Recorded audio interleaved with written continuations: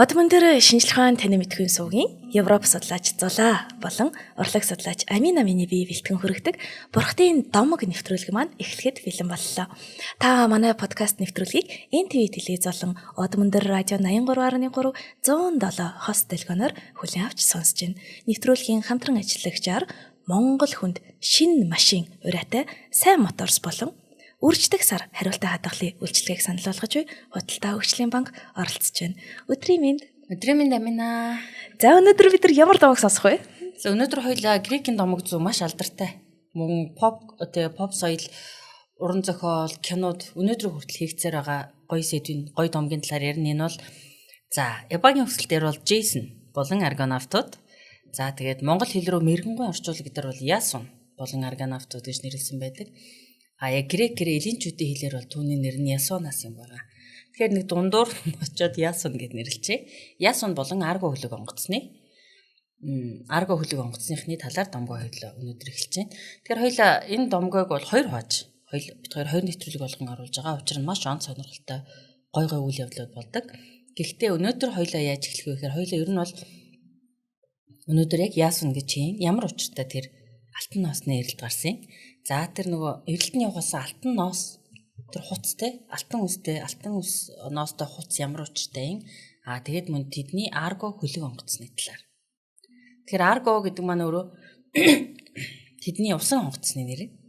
Гэхдээ аргогийн санджаа Холливуудын гоё кино байгаа. Бен Аффлекийн тоглосон нөгөө Иранаас Америк нэгдсэн улсын элчин сайдын яамны ажилчдыг кино зураг авч байгаа одоо баг болгоод Канадын кино зураг авч байгаа баг болгож өнгөлөн далдлаад Канад паспортаар гаргаж явсан тийм бодит түүх үйл явдал дээр сэтүүлсэн киноны нэр Арго байхгүй. Тэгэхээр Арго гэдэг энэ киноны нэр нь өөрөө энэ домгийн Ясон болон аргонавтууд арго хөлөг онгоцныхны домгоос сэтвүүтэй Арго гэдэг онгоцны нэрээр нэрлэгдсэн кино юм байна. Тэгэхээр Арго гэдэг онгоцны талаар ярилцсан. Айгу алдартай, айгу их сонсч ирсэн нэр байна Арго гэдэг. Харин тий. За, эхлээд хоёлаа алтан ноосныхоо талаар ярьчих. За, ер нь бол ерөнхийд нь ярихад юм байна. Ясон маань мэдээж тэр бол хааны хүү. Ёлкос нутгийн хаан Эсоны хүү юм байна. За, тэгээ түүний ааваас нь одоо аавынх нь step brother чи юу лээ?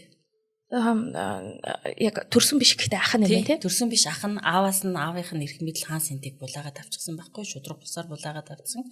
Тэгээд Ясон хүү өсөж том болоод өөрийнхөө хаан сэнтий эд баялагийг булааж авахар Пелес хаан дээр төрсөн нутагтаа эргэж ирдэг. Товчоор хэлэхэд тэгсэн чинь Пелес хаан ямар зайл хэрэгэлсэн бэ гэхээр болж гинөө.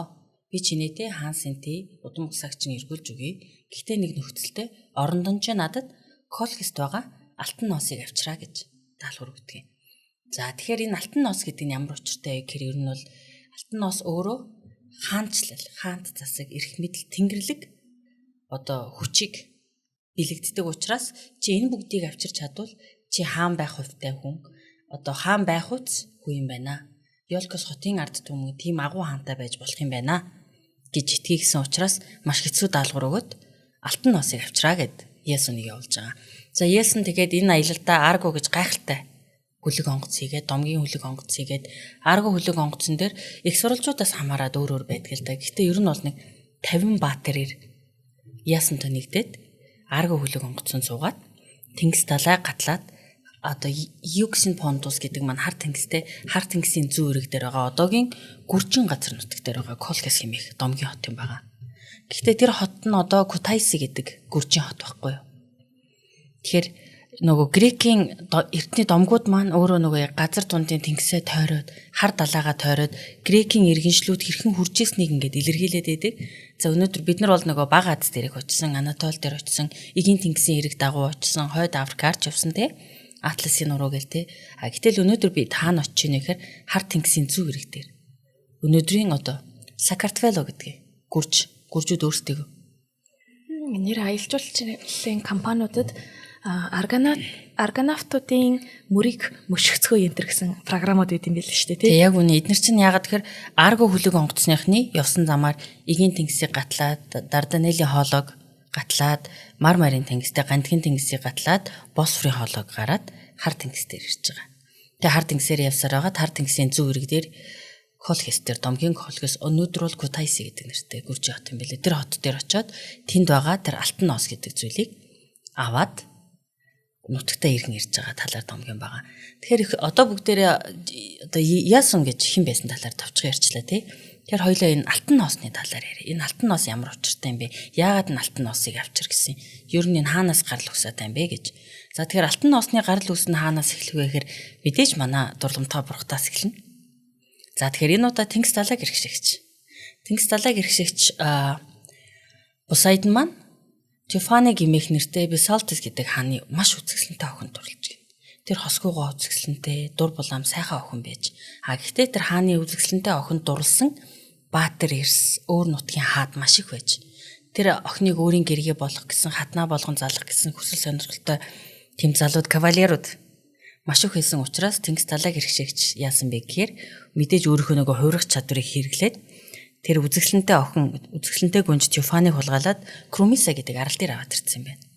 Тэр Крумиса гэдэг арал дээр авчраад тэр эмэгтэйдээ тэр бүсгүүдээ одоо өөрийн болох гээд те янаг амрагийн харилцаанд ингээ ороод байжсэн чинь нөгөө үзэсгэлэнд бүсгүүг өөрийн болохыг хүсэжсэн тэр олон баатар нэгдээд тэр Крумиса арал дээр байгааг нэрээд мэдээд хүрээд ирсэн юм байна. Тэгэхээр Тэнгис далайг эрхшигч өөрийгөө хуц болгож, тэнгэрлэг сайхан хуц болгож хувиргаад Тефани үзэсгэлэнтэй бүсгүүг эмгтэй хонь болгож хувиргаад тэгээд тэр арлын бүх хүмүүсийг амтан болгоод үхэр болгоод хувиргацсан юм байна л да. Тэгээд нөгөө үзэсгэлэн бүсгүү Тефаниг хайж ирсэн Баатар Эрсчин арал дээр ирээд үзэсгэлэн бүсгүүг нөгөө Тэнгис түүнийг хулгаасан хэн гэдгийг мэдэхгүй байгаа. Хулгаасан хүнтэй тэмцэлдээд үзэсгэлэн бүсгүү Тефаниг авах гэсэн чинь тэр арал дээр хуц байсан, хонь байсан, үхэр сүрэг байсан байхгүй. Өөр хинч байхгүй. Энэ арал дээр чи амьд хүн байхгүй юм биш тэгээд. Гэхдээ нөгөө уур хилэнтэй тэр хорсолдоо ингээд шатсан тэр Баатар Эрс яасан бэ гэхээр нөгөө үхэр сүрэг болгоод хувиргацсан тэр Крумиса арлын иргэдийг хядаж эхэлсэн байна. Тэгээд хядаж эхлэхэд нь мэдээж Тэнгис далайг эрхших зүгээр байгаагүй тэр бүгдийг зогсоогоод тэр үзэсгэлэн бүсгүүн араас ирсэн Баатар Эрсийг бүгдийг цөөрч нь олгон хувиргаад өөрөө мэдээж сүрлэг сайхан жавхлантай хуц хэвээрээ байсан үзэсгэлэн бүсгүүг хонь хэвээр нь үлдээгээд тэр хоёрын нэгдлээс Крисомалус гэдэг нэртэй алтарсан цагаан үстэй алтан ноостой хонь төрсөн байгаа. Тэгэхээр Крисомалус гэмэх хонь ямар учиртай вэ гэхээр тэр бол Тэнгис далайг эрхшигч Посейдон болон үзэсгэлэн бүсгүй Тефани хоёрын хүүхэд тэнгэрлэг хуц юм байгаа. За тэгэхээр хонь маань хуц маань юм учиртай. За тэгээд яагаад энэний нөгөө ноосны талаар одоо ярьцгаах вэ? За тэгэхээр алтан ноос гэдэг хэрэг тий. За алтан ноос гэдэг нь үзэгчдийн маань санаж байгаа бол Кадмус Баатарын талаар ярьжсэн тий. Кадмус Баатар Хармония гэдэг үзэсгэлэнтэй бүсгүүтэй гэрлээд тэр хоёрын дундаас 4 охиныг хүү харсан. Хүн нь бол багтаа эмтцэн. За тэр 4 охиных нь нэг нь нөгөө Эно гэдэг нэг онцгүй эмэгтэй байгаа. Тэгээд би удаадараа ярьсан байгаа. Гэхдээ тэр эмэгтэйн талаар яриа. Кадмус Баатар маань Эно 4 охинтой байснаас түүний 2 дахь охиныг нь Эно гэдэг байсан юм байна. За тэгээ Эно охин өөрийнхөө даавынхаа нутгаас Кадмус ч нөгөө Тебесийн хаан ч тий 7 халагт агуу Тебес хотыг бий болгосон агуу Баатарыг. За тэгээ Тебесээс холгүй орших нэгэн жижигхэн хаан тулсан Атамас гэмэх хаантаас ус Эно. За Эно Атамас хаантаас угаад 3 хүү гаргасан. Гэхдээ Атамас хаан нь агуу Баатар Кадмусын охин Энотой суухаасаа өмнө Нефели хэмээх үүлэн охин тэнгэртэй дэр нэгтгсэн юм байна. Нефели хэмээх үүлэн охин тэнгэртэй дэр нэгтгээд тэр хоёрын дундаас ихэр хүүхэд төрсөн. Нэг нь Фрикс хэмээх хүү, нөгөөх нь Хеле хэмээх үзэсгэлэнтэй охин төрсөн. За тэгээд нөгөө Атамас хаан маань үзэсгэлэнт нөгөө үүлэн охин тэнгэрт Нефелигээс сэтгэл буруулаад Кадмус Баатарын охин Энотой суусанд Нефели охин тэнгэр гомдоод орхиод явчихсан гэдгийг. 2 хүүхдээ аавтай нь орхиод. За тэгээд Эно Атамас хааны гэргий олцсон хааны хатан болчихсон өөрөө 3 хүүхдийг гаргасан байсан боловч Атамас хаан маань өөрийн хүү охин хоёртой Нефелигээс гарсан хүү охин хоёртой илүү хайртай байж тэднэртэй илүү цаг цагийг зориулдаг байж гин. Тэр нь мэдээж энэ хатан таалагдаг учраас энэ 2 хүүхдийг ямар нэгэн аргаар хорлох бүр алах шаардлагатай гэж бодоод хорон арга шийдэж эхэлсэн байгаа.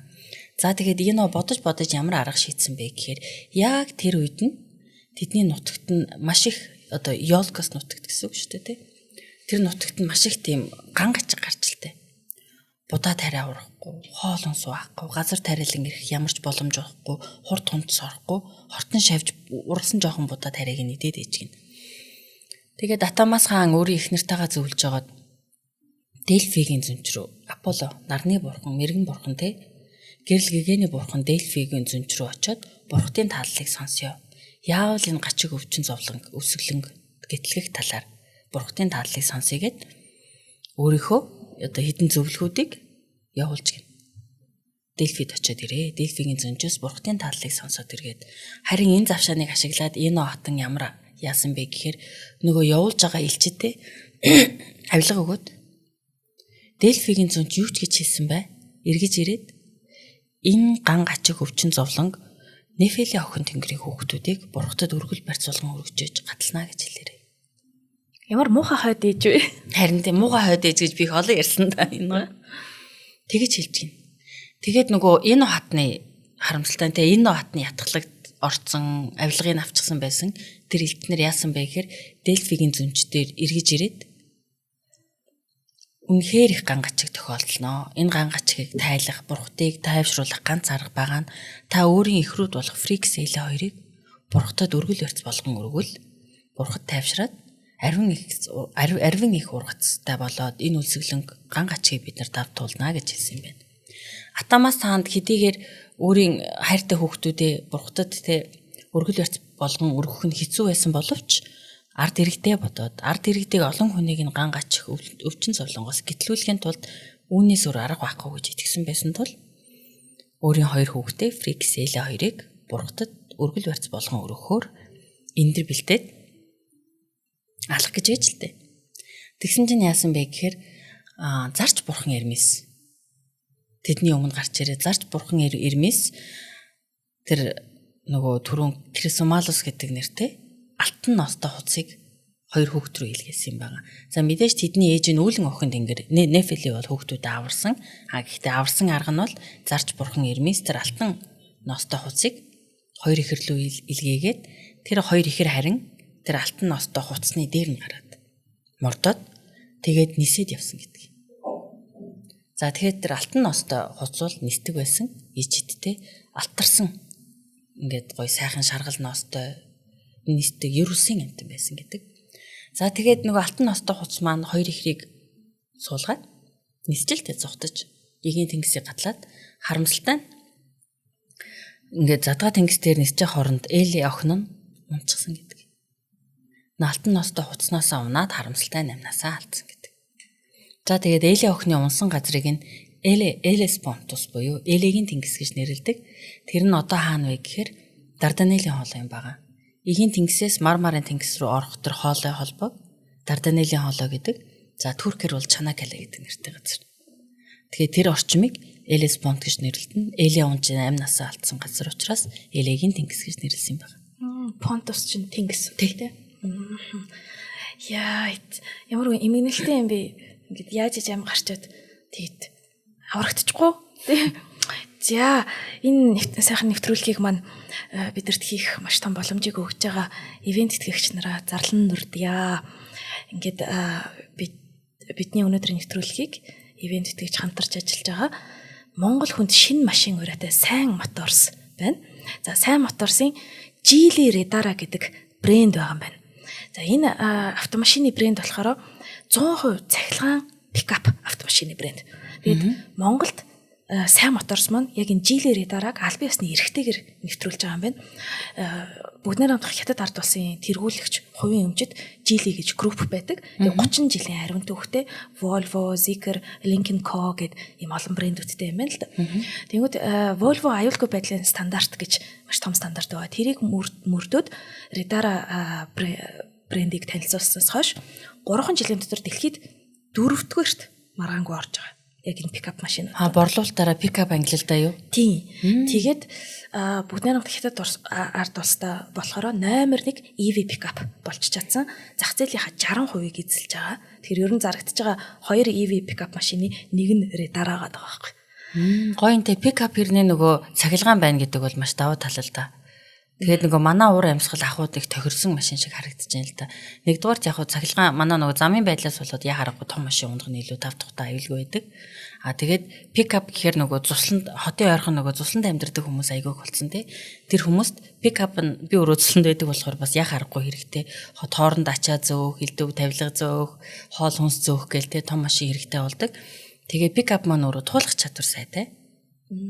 Тэгэхээр ер нь бол хот орчим амьдардаг ч юм уу хүмүүст бол маш тухтай. Тэгээ дээр нь цахилгаан гэдэг нь нөгөө яг аргагүй би чинь нөгөө хот дотор унаад байгаа учраас EV цахилгаан тээврийн хэрэглэснээр нэгдүгээрт нөгөө дугаарын хязгаарлалтанд орохгүй, хоёрдугаарт нөгөө эрчим хүчний хэмнэлтээ тэгээ мэдээж хотынхоо агаарын бохирдолд би хувь нэмэр оруулахгүй гэсэн үг байхгүй юу? Тийм даваа талтай юм биш цахилгаан машинууд чинь тий. Тийм байна. Энэ бол манай ахуй орчинд бол маш таатай тохиромжтой машин гэж харж байна. Ямар гоё юм бэ. Тэгээд энэ оны 2 сард нөгөө нэг жилээр Idara конференцт Монгол улсаас сайн моторс маань урагтаад брендийн аль биесны дистрибьюторын гэрээнд гарын үсгээ зураад ирсэн.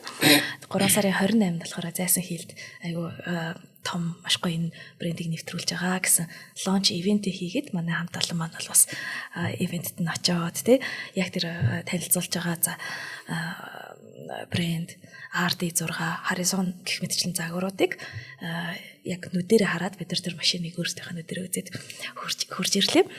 За энэ машин болохоор уламжлалт пикапыг 5 дугаар бол хол орхих юм шиг байна лээ. Тэгээ ер нь нөгөө CUV шиг 5 тухтай ухаалаг функцүүд гэж байгаа. Гэхдээ нөгөө яг спорт машин шиг гэхдээ бас хурд хүч нь одоо тийм 3 тонны чирэх хүчтэй 1 тонны даацтай твшний хэсэгтэй 4.5 секундэд 100 км/цаг хүртэлх хурдлах боломжтой гинэ. Тэгээд харахад CUV шиг жолоотоход пикап шиг гэдэл ойлгох болох юм байна. Тийм байна. Тий. За тэгээд шоурум буюу яг одоо очиж үзэх хаяг байршил нь болохоор Чингэлтэй дүүрэг 5 дугаар хороо хуучнаар Хийдник гэж энэ маань одоо Синик телевизийн байр гэдэг шүү. Тий. Синик телевизийн байр Holiday Inn зочд буудлын яг урталт юм байна. Холбогдох утасны дугаар нь 72 70 88 55 72 70 88 55 мөн нарны зам дагуу замын цагдаагийн эсрэг талд соёолж моолт бас яг байт юм байна. Шоурум нь болохоор Holiday Inn зочд буудлын урталт яг өөрсдийнх нь хаяг нь болохоор нарны зам дагуу замын цагдаагийн эсрэг талд соёолж моол 72 70 88 55-аас дэлгэрэнгүй мэдээллийг аваарай. За сайн моторстой маш их баярлалаа. Баярлалаа ивент тэтгэгчдээ энэ маш гоё машин байна. Надад таалагдчихэв. Одоо эн чинь юу юм шүү дээ. Одоо манай орчин үеийн алтан ноостой хонь юм шүү дээ. Бараг л тий. Тий, за алтан ноостой хонь руугаа эргээд орё тий. Хонь руу маань тий. За тэгээ харамсалтай нөгөө Эли охин маань задгаа тэнгис дунаад нас орчихсон. Харин нөгөө алтан ноостой хуц маань Фриксэс үг уран дээрээ тий суулгаад ниссээр байгаад хар тэнгисийг гатлаад югсийн понтусыг гатлаад хар тэнгисийн эрэг дээрх Колхесийн их нутагтай явчихсан юм байгаа. За тэр үед Колхесийн хаан байсан. За тэр хааны нэр маань Айтис гэдэг хаан байсан. Айтис хаан маань нарны бурхан Хелиосын хүү байсан. За тэгээд Айтис хаан тэр нутгийг захирчилсан болохоор Фрикс хүүг таатаагаар хүлээн авсан мэдээж алтан ноостой хонь тэнгис далай гатлаад нисээд ирж байгааг хөвөл Юрусын хүч чадалтай хүү бурхтын урсаад байна гэж ойлгох зүйтэй баг л та тий. Тэгээ өөрөө нөгөө бурхны хүү учраас тэгээд Айтис хаан маань хүүг таатаагаар хүлээн аваад ордондоо хүлээж аваад өөрийн үзэсгэлэнтэй охин Халкиопе гэдэг нэртэй охинтойгоо гэрлүүлсэн гэдэг. За тэгээд энэ хоёрын дундаас 3 хүү гарсан гэдэг. Яг харамсалтай спойлер алерт хийхэд Айтис хаан маань сүултээ Фрикс хүүгийн амийг хороод өөрийнх нь нөгөө эрх мэдлийн төлөө өөрийнх нь хаан ширийг булгаж чухал гэж айсан да. За тэгээд нөгөө хүүг 9 минут хар тэнгисийг гатлуулаад авчирсан нөгөө алтан ноостой хуцыг бурхтад тэгээд талархал болгоод бурхтад өргөл өрц болгон өргөөд харин түүний алтан ноосыг нь Арис бурхан тэгээд дайны бурхан цус тулгааны бурхан Арисын тийм дагшин ой төгөл байж л та Колхест тэр дагшин ой төгөлд түүний алтан ноосыг өлгсөн гэдэг. Гэхдээ тэр алтан ноосыг нь хизээж унтдаггүй аимшигт могоо мангас үргэлж манж идэг. Тэр аимшигт могоо мангас ингээд могоо мангас шүдэрээ газар хатгахад тэр хатгасан шүднийх нь ормоор түүнтэй хамт тэмцэх баатар их сурган гарч ирдэг гэдэг тийм шидийн луу мангас. Одоо тэр алтан ноосыг манад байж байгаа гэсэн. За тэгээд яг нөгөө Колхес нутаа одоо Китай сэгсэн шүү дээ тийм. Энэ газарт маань өөрөө нөгөө түүхэн хувьд бол юу ядг юм бэ? алт ихтэй нутаг байж. Тэгэхээр нөгөө алтан ноос энд байсан, алтан ноос туцыг ноос энд байсан учраас энэ газар их алттай гэж итгэдэг байсан юм байна. За тэгээ одоогийн гүржүүд нөгөө картвелонуудын одоо тэгээ соёл ахуйд нь хүртэл тэд нар бол нөгөө Колхисыг мэдээ чин Колхисын хааны охин байхгүй юу? Еснийг гэргээ болдог, Есэнд алтан ноосыг авахыг тусалдаг мэдээ ч юм уу. Ер нь бол энэ одоо домгийг манай гүржүүдийн домог, Сакартвелочдын домог гэж ер нь тийм хандлагатай байдаг юм байлээ. Тэгээд би нэг гүржтэй муудалцчихсэн. Энэ домогоос болоод Грекийн домог, гүржийн домог гэдэг.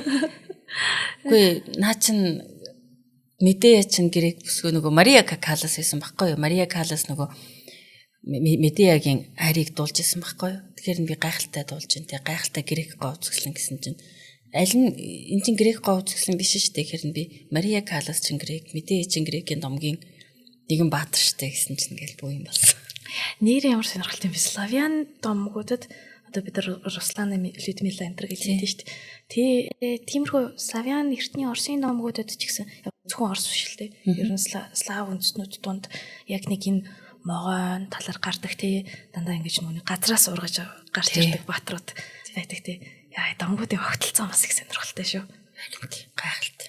За тэгээд тэр харин бурхтад нөгөө өргөл барьц болгоод өргөцсөний дараа тэр алтан ноостой хуц маань тэнгэрт хоньны орд болон заларсан юм байгаа. Сая харин яг хуцсны талаар амар санаа зовоод нэг сайхан хөөрхөн амьдрал ингээл хүмүүн зөөгөл байжсэн чинь өргөл барьц болсон гингүүт. За илүү сайхан хувьцаал очсон юм байна тий. Тэгээ бурхтын дунд очоод тэнгэрт хоньны орд болон заларсан учиртай юм байна. За алтан хуц маань алтан ноос маань юм учиртай. За одоо харин бүгдээрээ онгоцныхаа талаар ярья одоо. Онгоц руугаа оръё. За онгоц маань онгоц руугаа орохоос өмнө хоёлаа Еснийхээ домгийн ер нь ярьчвал илүү сонирхолтой болох юм байна. Тэгээ ер нь Арго гэдэг чинь болохоор хөлөг онгоц. Тэ? Гэхдээ Арго гэдэг хөлөг онгоцны нэр нь юм байгаа. За онгоцоо хэлсэн юм чи онгоцоо товчгоо ярьчих. Онгоц нь юм учиртай. Одоо нөгөө Ясонаас маань Есен маань нөгөө тэр олон тэнгисийг гатлаад Колхист очоод тэр аимшигт луу мангас те манад яж байгаа алтан ноосыг авчрахын тулд түүнд тэр тэнгис талаа гатлахын тулд усан онгоц хэрэгтэй болсон. Тэгээ тэр мэдээж маш олон хэцүү, бартаа, даваатай, олон адал явдалтай аялал учраас түүнтэй хамт тэмцэх баатар хэрсүүд хэрэгтэй болсон. Тэгээд Арго хөлөг онгоцсон дээр 50 баатар хэрс байсан гэдэг. Арго хөлөг онгоцсон юм 50 юм хүн суугаад сэлүүрдэг судалтай байсан гэж ойлгож байна. За тэгээд Арго хөлөг онгоцыг хэн яаж барьсан бэ гэхээр Аргус гэдэг нэртэй хөлөг онгоц зай бүтээдэг хүн барьсан юм байгаа. Тэр нь далаа тэнгисийг эрхшигчийн хүү. Аргус юм байгаа. За тэгээд Аргус тэр хөлөг онгоцыг юугаар барьсан бэ гэхээр маш бат бөх олон жилийн настай царс модоор барьсан гэдэг. Харин зарим их сурвалжуудад одоо IT-ийн грекийн газар нутгаас ирсэн өөр модуудыг хольж барьсан гэдэг. За тэгээд тэр царс мод нь тэр олон сайхан мод нь ямар учиртай гэхээр усанд хизээч илжирдгүү юм шидтэй мод байж л дээ. Тэгээд тэр усанд хизээч илжирдгүү тэр модоор Арго гэдэг маш том хөлөг онгоцыг барьсан гэж байгаа. За Арго онгоц маань өөрөө ер нь бол задгаа тэнгист одоо домгийн хувьд ч тий задгаа тэнгист сэлсэн хамгийн анхны хөлөг онгоц гэдэг.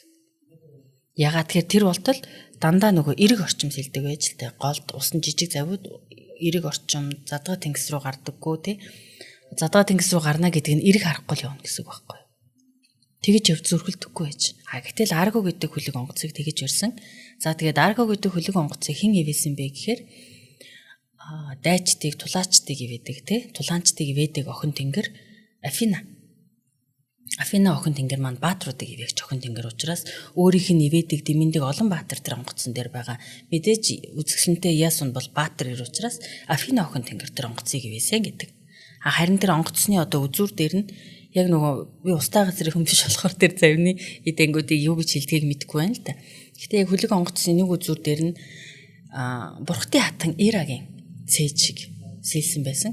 Учир нь Бурхтын хатан Эра маань тэр аяныг, тэр аяллыг тэгээд Ясоныг өөрийнхөө нөгөө хаан сэнтэг буцааж авахт нь анханаас нь дэмэнж, анханаас нь одоо зааварчилсан, чиг зүгийг өгсөн түүнийг дэмжижсэн Бурхан охин тэнгэр учраас түүний цээжийн эсхийг нь Арго онгоцны одоо үзүүрт сийлсэн байсан гэдэг. Үнэхээр яг энэ усан онгоц хөлөг онгоцны тухай домогт их гардаг нь аргагүй л дээ тий. Грек Персийн дайныг бодоод үзэлт. Перс гэдэг чинь маш том агуу том дорны эзэнт гүрэн тий. Тэр олон цэргүүдийг нэг хоорондоо нэгдээгүй жижигхэн Грекийн элдв ингэж жижигхэн хот улсууд тулалдаа 50 жилийн дайн хийгээд юугаар яасан бэхээр ердөө хөлөг онгоц шүү дээ тий. Тэгэхээр хөлөг онгоцны маневрыг Грек Персийн дайны үед маш сайн хийж иж тэр Персүүд ч болохоор хэтэрхий том хөлөг онгоцтой байсан байхгүй тий. Тэгээ Персүүдийн онгоц чинь тэр Саламисийн дулаан штэ тий. Тэр 200 онгоц байсан гэдэг. 200 Персүүдийн тэгээ Персийн эзэнт гүрний 200 онгоцын эсрэг Грекод тэр үед бол нөгөө Делосын нөгөө юу лиг гэж байсан штэ тий нэгдээд байсан. Тэдний 50 онгоц илүү маш цөөхөн онгоц үүдээс нь тулдсан гэдэг тий. Тий яг Саламийн дулаан тий. Тэгээд тэгэхээр яач ч утсан нэг ингэж нөгөө хөлөг онгоц гэдэг зүйлд бүр домог зүүн үүднээс ч тэр маш том стратегийн зэвсэг байсан болж таарч байгаа юм л та. Тэгээ гайхалтай ус чинь далайчин ард түмэн байсан учраас ягаад Европын төв рүү их газар руу явж орж тэнд иргэншил суурьшлаа бий болохгүй дандаа усаа дагаад Игийн тэнгисийн орчинтэй Игийн Анатолийн хойг дээр хар тэнгисийн эргээр газар дундын тэнгисийн өмнөд эргээр Грекийн иргэншлүүд очиод исэн бэ. Сицили, Итали руу те очиод исэн бэхээр ерөөсөө ус гайхалтай ус чинь далайчин ард түмэн байсан учраас усыг ашиглаад усаар дамжиж очиод тухайн газараа суурьшдаг байсан ба. Яг ингээд бүх түүхэн холбогдоод ирэхээр үнэхээр сонирхолтой байдэн шүү. Яг найрлагч маань бас энэ дээр нэг 1-р зууны Ромын рельеф баримлыг үзэгчдтэй үзүүлвэл бас гоё лээ. Энд нэг юм рельеф баримл байгаа маа яг одоо хэдүүлээ иймэрхүү баримл энэ төрийг хараа шууд таньдаг болсон байна. Энэ ягаад баримл гэж энэ вэ гэхээр баримл гэдэг чинь нөгөө зөвхөн тэгэж нөгөө тусдаа ганцаараа оршдог тийм баримл биш. Мөн ханнаас товойлгож хийж байгаа юм баримлуудыг бол рельеф гэж нэрлэдэг. Тэгээ энэ рельеф дээр болохоор эмхтэй хувцастай мөртлөө хоёуг дуулахтай байх юм бол бид нар шууд Афина гэж хараад мэдчихэж байгаа ах гэж бодож байна. За тэгээд энэ зургийн баруун талд болохоор манай Аргус тий гол урлаач маань тий. За тэгээд ингээд энэ хэрхэн хөлөг онгоцыг босгож байгаа талаар 1-р зууны иймэрхүү рельеф байдаг юм байна. Маш сонирхолтой. За ингээд хамтран ажиллагч танилцуулъя. Үрждэг сар хариултаа хадгалъя. Худалдаа хөгжлийн банк маань оролцож байна. Худалдаа хөгжлийн банк маань 5 сарын 13 болтол 4 сарын 12-наас 5 сарын 13 болтол одоо яг хүчинтэй байгаа эд хариултаа хадгалъя гэд үйлчлэгээр олсон 25 мянган төгрөгийг 2 дахин үржүүлээд 50 мянган төгрөг болгон урамшуулж байгаа юм байна. За энэ урамшуул хөтөлбөрт хэрхэн хамрагдах вэ гэвэл хэрвээ та худалдаа хөгжлийн банкны харилцагч биш байх юм бол дэлгэцэн дээр гарч байгаа QR кодыг уншуулад TDB онлайн аппликейшн татаад харилцагчаар бүртгүүлчихнэ. За аппликейшнаа ашиглаад 6 сар ба түүнээс дээш сарын хугацаатай хадгаламжийн данс нэм мөн харилцах данс нэм. За тус харилцах данс нэрээ худалдаа хөгжлийн банкны Brito Visa, Master гэх мэт хүссэн бит болон виртуал карта захиалчихна. Тэ? За энэ виртуал карт ч айгүй амар юм билээ шүү дээ. Яг аппликейшнээр шууд захиалаад амар заавал бас ингээд бит юм. Бид нөө бэлэн мөнгө авахаас залхуураад карт хэрэгсэн. Одоо картаасаа болж дээ тий бүр. Тийм. Гэхдээ надад бол амар санагдсан. За тэгээ аппликейшны хялбар хуримтлал гэдэг цэс байгаа. Хариултаа хадгалъя гэдэг үйлчилгээ байгаа. Тэгэхээр хялбар хуримтлал гэдэг цэсийнхаа хариултаа хадгалъя гэдэг үйлчилгээг ашиглаад карттайгаа харилцах дансаа 6 сар ба түүнээс дээш сарын хугацаатай хадгаламжийн данстайгаа ингээд холбочих юм. Тэгэд ерөөсөө энэ үйлчлэгэнд хаамрагтаа явчихна. За угаасаа худалдаа хөгжлийн банкны харилцагч тэгтээ хариултаа хадгалъя гэсэн үйлчлэгэнд шинээр бүртгүүлэх гэж байгаа юм бол өөрийнхөө ашигладаг харилцах дансан дээрээ худалдаа хөгжлийн банкны Brito, Visa, Master гэх мэт ямар нэг төлбөрийн карттай байх. Хэрвээ картгүй байх юм бол TDB онлайн аппликейшн ашиглаад дахиад виртуал карта хормонд дотор үүсгэж болно. За тэгэд хариултаа хадгалъя гэдэг үйлчлэгийг холбосон харилцах дансаа өөрийн 6 сар ба түүнээс дээш сарын хугацаатай хадгаламжийн данстай холбочих юм. Хэрвээ хадгаламжийн данс байхгүй бол мөн TDB онлайн ап ашиглаад шинээр нээж хялбар хоримтлал цэсийн хариултаа хадгалъя үйлчлэгээтэйгээ холбоно. Ер нь л яг тэр TDB онлайн гэдэг аппликейшнээ татаал яг сайн ухаад үзэх юм бол айгүй амархан юм байл шүү. Хариултаа хадгалъя үйлчлэгийг ашигладаг харилцагч байх юм бол урамшууллынхаа хугацаанд хариултаа хадгалахын үйлчлэгийн бүртгэлтэй дүнгээ TDB онлайн аппликейшн ашиглан нэмэгдүүлснээр үрждэг сарын урамшуулалт хамрагдах боломжтой байна. Хэрв харилцагч та дүнгээ нэмэгдүүлэх боломжгүй буюу хариултаа хадгалахын үйлчлэгийн 5,000 төгрөгөөр бүртгэлтэй бол өөр хадгаламжийн данстай холбосон шинэ бүртгэл үүсгэл хөтөлбөрт оролцох боломжтой юм байна. За хизээ тэгэхээр энэ урамшууллын 25,000 төгрөг мөн хадгаламжийн дансантай нь орох вэ гэхээр 7 хоног бүрийн даваа гарагт шалгуур хангасан харилцагчийн хадгаламжийн данс руу банк маань шууд шилжүүлээд явах. Тэгээ харилцагч маань нэмэлт урамшууллын 25,000 төгрөгийг үрждэг сар хөтөлбөрийн хугацаанд нэг л удаа авах боломжтой. Хариултаа хадгалахын үйлчлэгээр хуримтлуулсан явцын нийт дүнг 7 хоног бүрийн даваа гарагт харилцагч бүрийн банкнд бүртгэлтэй гар утасны дугаард мессежээр болон Viber-аар хүргүүлэх юм байна. Ингээд бүгдээрээ сайхан хуримтлалтай Монголыг бүтээцгээе гэсэн сайхан уриалгыг Худалдаа хөгжлийн банк маань гаргасан байна. Худалдаа хөгжлийн банкныхаа дурын салбарт хандаад хялбар хуримтлал үйлчилгээг нийлгэх боломжтой юм байна. Мөн Лавлаа хуудас 181977 181977 вебсайт болох TDBM цэг эмээр дэлгэрэнгүй мэдээлэл авч энэ хөтөлбөртэй хамрагдах боломжтой юм биш үү? Баярлалаа Худалдаа хөгжлийн банк. За баярлалаа. За хоёлаа одоо Ясуныхаа домог руу оръё те. За тий. Хоёлаа хуцаа ярьчихсан, онгоцоо ярьчихсан те. За Ясун маань яасан бэ гэхээр түүний аав нь Эсун гэж хүн байж. Эсун бол домогт гардаг Эрдэнэ одоо Тесалийн нутаг гэж байгаа. Одоо уулда Тесалоникийн ойролцоо те. Болгарын өмнөд хэсэг баггүй юу? Болгарын өмнөд байгаа. Одоо Грекийн нутгийг Тесали гэж нэрлэдэг. Тэр нутгийн хаан Кречус гэдэг хааны хүү ээж. За Кречус гэдэг хаан Тиро гэдэг их нэртэй. За тэгээд Тирон нөгөө одоо Кречус хаантаа суухаас өмнө 2 хүүтэй ирсэн. Тэнгис далайг иргэшээг чинь 2 хүү байхгүй. Нэг нь Пелиас, нөгөөх нь Нилиус баха. Нелиус, Пелиус гэдэг 2 хүүтэй. Тиро гэдэг бүсгүй. Кречус гэдэг Ёлкосын хаантаа сууж байгаа. За тэгээд тэр хоёрын дундаас үргэлжлүүлээд хүүхдүүд гарсан нэг нь Эйсон гэдэг нэртэй хүү гарсан юм байна. За гэтэл нөгөө Кречус хаан нас барахад уг нь бол хууль ёсны дагуу Эйсон хүн хаан ширээн залрах ёстой байтал нөгөө Пелиас би тэнгис далайг иргэшээгчийн хүү гэдгээрээ төрөө бариад тэр өөрийн дүү Эйсноос хаан синтийг нь булаагаад авсан гэдгийг.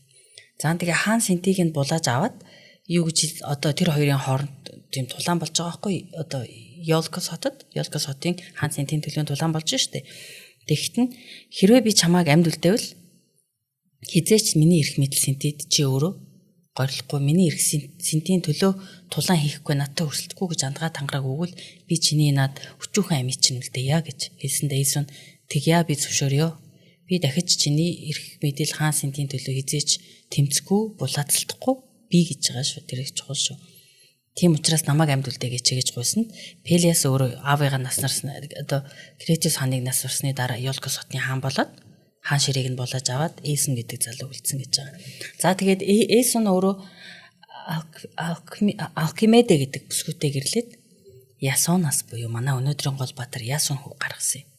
Гэхдээ өөрөөс нь хүү гарсныг дуулсан ах нь хаан штэ тэ Пелиас хаан тэр чинь нөгөө хаан синтийг бас л булаад хаан синтэд клейм хийхдээ хаан синтийг миний гэж бодох эрхтэй нэг хүү гараад ирэхийг сонсоод хүүгийнх намыг хороочих байх гэж айсан учраас эхнэртэйгээ нийлээд эхнэр нөгөө өөрийнхөө бараа болгочтой ихвэрж авсан эмэгтэйчүүдтэй нийлээд асар их чангаар гашуудаж уйлжлээ. Юу болов яав гэсэн чинь дөнгөж төрсөн хүү маань эндчлээ. Нас орчлаа. Гэж Пелиас хааныг хуураад харин тэр гарсан хүүгээ Пелион ууланд аваачаад мэрэгэн кентавр Херонд өгч өсгүүлсэн гэдэг. За мэрэгэн кентавр Херон бол одоо бид нар маш сайн мэдж байгаа тий. Тэр мэрэгэн баатарлаг зоригтой ухаантай олон баатруудыг өсгөж хүмүүжүүлсэн, Ираклисийг өсгөж хүмүүжүүлсэн, Ахиллесийн аав тий баатрыг Пелиосыг өсгөж хүмүүжүүлсэн олон баатруудын амьдралд оролцоотой гайхалтай тийм мэрэгэн кентавр байсан. За тэгээд Ясон хүүг мэрэгэн кентаврын герт өсгсөн юм байна. За Ясон хүү мэрэгэн кентаврын герт 20 нас хүртэл амьдарсан гэдэг. За тэгээ 20 нас хүртэл тэр амьдрахтаа мэрэгэн кентавраас дайн тулааны ухаан, бичиг үсэг, маш олон эрдмийг ангаах ухаан зэрэгтэй мэрэгэн кентавр өөрийнхөө мэдэж чадах бүх зүйлээ тэр хүүд Ясон хүүд харамгүй хайрлсанд тэр мэдээж ухаантай, үзэсгэлэнтэй, шударга хизээж худлаа хэлдэггүй гайхалтай залуу баатар өрүүлж өссөн гэдэг. За тэгэд нэгэн удаа мэргэн кентавраар өсгсөн яасан хүү маань нутагтаа явж ил дээ. Тэгээд түүнийг 20 нас өргөтөн нөгөө хиний хүү ямар учиртай болохыг нь түүнд хэлсэн. Тэгхэн тэр баатар хүү яасан бэ гэхээр би тэгвэл Ёлкост эргэж очиод хаан синтийг авах хэрэгтэй юм байна. Би тэр нутгийг захирах учиртай байна гэж итгэж гин. За тэгэж явж байхдаа нэг хөгшин эмэгтэй гол гатлах гад хичээж байхыг харж л тэг гол өрөлсөн байсан учраас тэр эмэгтэй ерөөсөө ганцаараа настай эмэгтэй учраас гол гаталж чадахгүй байж. Тэгт нь яас үнхүү нөгөө настай эмэгтэйг нуруунд дээрээ суулгаад үрээд тэр эмэгтэй гол гатлуулад голын нөгөө талд тавьчихсан байна юм. Харин эмэгтэй гол гатлуулах гол гатлуулах гад тэр гол гаталж байгаа хооронд тэр голын ширүүн урсгал түүний өрөөсөн сандал нь шахаа урсаад явчихсан. Голын нөгөө өрийг дээр өрөөсөн шахаатайгаа гарч ирсэн гэдэг. Харин түүнд одоо нуруунд дээр нь өрүүлээд гол гаталж ирсэн тэр хөгшин эмэгтэй бурхтын хатан ярав ээж л дээ. Бурхтын хатан яраа тэр хүүгийн чин үнэнч чанар сайн хүн эсэгттэй шудраг залуу эсхийг сориод тэгин эмгэн болон дүрлсэн байсанд яасан хүн маань түүний даалгаврыг маш сайн давсан учраас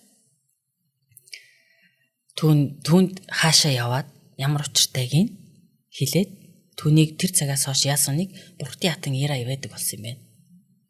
Тэг илэн зэмээ маань үргэлж муу хүн байгаагүй юм шүү. Яг дотроо тэгж бодчихлээ. Ирээд дуртай хүн бас байсан л юм байна. Тэ дандаа шийтгэл өгдөггүй л байсан юм байна. Харин нөгөө талд Пелес хаан Ёлкосын хаан болд суучаад Дельфигийн зүнчтөөс нэг зүн сонсч л дээ тий. Чиний дүү Эсэн бол чиний сентийн төлөө булаацалтахгүй. Харин нэгэн өдөр өрөөсөн шахаатай хүн ирээд чиний хаан сентийг аавна. Тэр хүний гарт чи амнаас интнэ. Өрөөсөн шахаатай хүнээс үргэлж болгоомтолж яваарай гэж хэлсэн байдаг. Тэгэхээр манай яасан маань болохоор өрөөсөн шахаагаа санамсаргүй алдаад тэр зүм маань биелж байгаа юм байна тийм үү? Тэгээд өрөөсөн шахаатай баатар ир маань замдаа явж байгаад юутай таарлцсан гэдэг ирээстэй. Тэр ирээсийг амархан гिचэн ядлаад түүний арсыг өөртөө өмсгөл болгон өмсдөг. Тэгээд ясаны дүрслэл нь бол ирээн барын ч юм уу те ирээсийн тийм арс нөмөрсөн байгаагаар ясныг их дүрслэлсэн байдаг. Тэгээд ясан маань явсаар хагаад Пелес хааны ордод иржилтэй. Тэр үед яг Пелес хаан тухайн нутгийнхаа өөр эрх мэдэлтэй гэр бүлүүдтэй ингээд бангууд, ханилгууд те тэдний ингээд тэргүүдүүдийг цуглдсан найр цэнгээ хийж ижгэн. Тэр найр цэнгэн дээр нь харин хотын ирчүүд манай хотод гайхалтай баатар ирлээ. Гайхалтай үзэсгэлэнтэй залуу ирлээ гэж шуугаал тэр залууг хааны ордонд авчиад ирж гин. Пелес хаан бол нөгөө залуугийн өрөөсөн шахааг харангуйта өөрийг нь айж имэх ёстой хүн гэдгийг ойлгосон. Харин нөгөө Ёлкосын бусад нэр хүндтэй хаад тэ ноёд гэр бүлүүдийн цуглдсан байсан учраас тэр даруй чимээгүй тэр хүүг хороод зүрхлээг юм байна. Тэгээд харин Пелес залуу эр зөрөгтэйгоор баатарлагаар тэ ааваас нь булаасан хаан синтийг би чамаас нэхэхээр ирлээ. Ёлкосын хаан синти бол минийх. Би Ёлкос нутагт хаан захиран суух хэрэгтэй хүн гэж хэлсэнд нөгөө олон баатрууд олон нөгөө ноёд хаадын хажууд байсан учраас Пелес хаан юу ч хэлж чадалгүй. Харин нөгөө тийм залмиг хэрэглэхээр шийдэлжтэй. Чамайг энэ нутгийн хаан байх хэрэгтэй гэдгийг. Тэгээ энэ нутгийн олон түмнийг захирах хамгаалах чадвартай гэдгийг би яаж идэх юм бэ? Чи тэрийг нотол баатар хүмүүс минь. Тэгвэл би чамд ямар ч тулаан дайнгүйгээр хаан синтийг өгье. Ёлкос нутгийг би илүү сайн хаантай болгохдоо таатай байна гэж хэлсэнд гинт Ясуны амнаас алс холын Колхис нутагт очиод алтан ноосыг би аваад ирья гэж хэлсэн. Ясунд харин яагаад тэгж хэлсэн бэ гэхээр бурхтын хатан Ира энэ үгийг түүний аманд хийчихсэн байсан учраас. Ира чинь тэгтээ тослоод байгаа шүү дээ тий. Энэ аялалд нь анханасаа бурхтын хатан Ира Ясуныг дэмжих учраас Ясун өөрийн мэдлгүй амнаасаа тийм гаргасан гэдэг. За тэгэхээр манай Ясун маань бол цаашдаа маш том аялал хийж тэр нутгаал буцааж авах гэж тэгж байгаа. Өөрийнхөө хаан синтийг булааж авахын тулд маш сонирхолтой олон даваатай олон сайхан адал явдалтай аяллыг олон баатруудын хамтаар өөрөөс гадна 49 баатруудын хамтаар Аргус хэмэх гайхалтай хөлөг онгоцон суугаад хийх юм байгаа. Тэгэхээр тэр адал явдлыг нь хоёлаа дараагийн дугаар дээрээ ярилцсан. За бидний нэвтрүүлэгтээ Бурхтын домогтой хамт байдагт маш их баярлалаа. Зулаа хөтлөгчдөө маш их баярлалаа. Бод мөндөр шинжлэх ухааны танин мэдхүн суугийн Европ судлаач Зулаа болон урлаг судлаач Амина Миневи бэлтгэн хүргэдэг Бурхтын домог нэвтрүүлэг маань байлаа. Та манай подкаст нэвтрүүлгийг NTV телевиз болон Одмондөр радио 83.3 107 хост толгоноор хүлээн авч сонслоо. Нэвтрүүлгийн хамтран ажиллагчаар Монгол хүнд шинэ машин ураатай сайн моторс болон үрждэг сар хариултаа хадгалын үйлчлэгийг санал болгож буй Худалдаа хөгжлийн банк маань оролцлоо. Баярлалаа. Нэвтрүүлгийг хүлээн авсан Нарны аймгийн монголчуудаа баярлалаа. Одмондөр суваг энэ мэтлэн танин мэдхүн 1000 хөтөлбөрийг 2025 оны 7 сарын 1 хүртэл та бүхэнд хүргэх юм. Их хэлээрээ шинжлэх ухаан танин мэдхүг түгээхийн үйлсэд та нэгтгэх хүсвэл бидэнд таньд өгөх боломжтой. Нэг нэвтрүүлгийг 100 төгрөгөөр буюу 1000 нэвтрүүлгийг 100,000 төгрөгөөр үнэлээд та биднийг дэмжээрэй. Жилдээ ганцхан удаа 100,000 төгрөгөөр дэмжснээр шинжлэх ухаан танин мэдхүг түгээх энэ үйл хэрэг таны оролцоотойгоор амжилттай үргэлжлэх юм а. Зандан хүү миний нэр дээрх голомт банкны данс байгаа. 30 15 15 1942 30 15 15 1942. Та 100,000 төгрөгөөр шилжүүлэхдээ гүйлгээний утга дээр нь өөрийн нэр болон утасны дугаараа заавал бичээрэй. 100,000 төгрөг хандвалснаар Одмондөр сувгийн алтан гишүүн болох юм. Шинжлэх ухаан танин мэдхгүй Монголд ялах болтугай.